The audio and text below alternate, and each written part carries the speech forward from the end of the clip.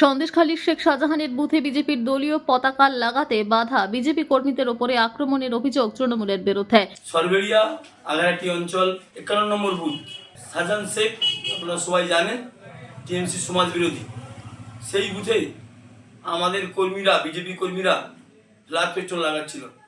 সেই সময় টিএমসির সমাজ বিরোধীরা আমাদের কর্মীদের মারধর করে এবং ফ্ল্যাগ পেট্রোল ছেড়ে ফেলে দেয়।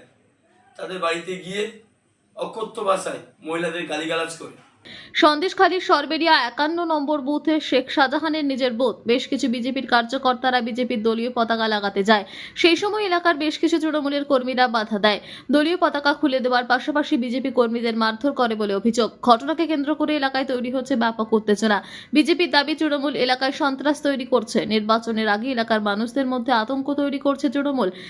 বঙ্গ বিজেপি গোষ্ঠীদ্বন্দ্বে জেরবার, টপ টু বটম এই একই সমস্যা সর্বত্র। আর সন্দেশখালীতে এটা তো নতুন নয়, এটা পুরানো বিষয়। তাই পতাকা ছিঁড়ে দেওয়া, খুলে দেওয়া, না লাগানো এই ধরনের অভিযোগ তৃণমূল কংগ্রেসের নেতাকর্মীদের করার কোনো প্রয়োজনই নেই। এটা তাদের নিজেদের দলের যারা নিজেদের মধ্যে বিরোধী আছে তারাই এই কারণের জন্য যথেষ্ট। আর তাছাড়া বসিরহাট সাংগঠনিক জেলার তৃণমূল কংগ্রেস যথেষ্ট শক্তিশালী। বিশেষ করে সন্দেশখালীতে দলের সংগঠন যে জায়গাতে আছে, তৃণমূলের কোনো স্তরের নেতাকর্মীর এরকম মনে হয় না যে বিরোধী রাজনৈতিক দলের কোনো পতাকা লাগাতে দেব না, তাদেরকে কোনো প্রচার প্রচারণা করতে দেব না, তাহলেই আমাদের সুবিধা হবে। মানুষ তৃণমূলের সাথে আছে। এবারের বিধানসভায় আমাদের দলের প্রার্থী যিনি দাঁড়িয়েছেন বিপুল ভোটে জয়যুক্ত হবেন, সেটা শুধু সময়ের অপেক্ষা। সমস্ত অভিযোগ অস্বীকার তৃণমূলের। বিজেপির গোষ্ঠী কোন্দলকেই দায়ী করল তৃণমূল।